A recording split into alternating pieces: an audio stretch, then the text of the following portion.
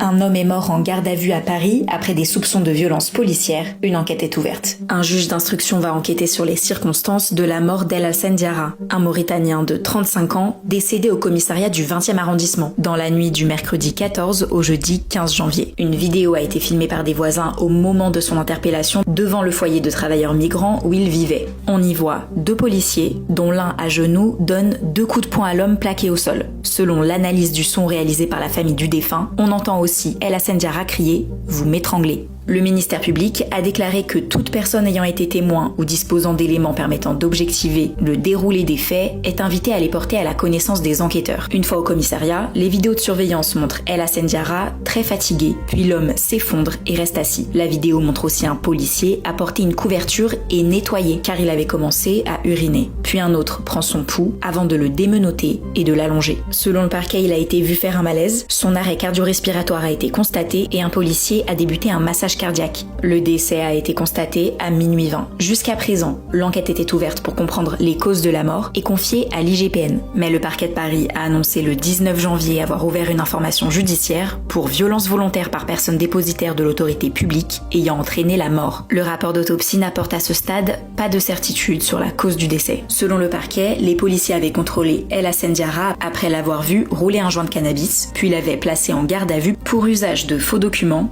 détention de stupéfiants et rébellion. Mais d'après ses proches, il buvait simplement un café en bas du foyer lorsque la police est venue vers lui.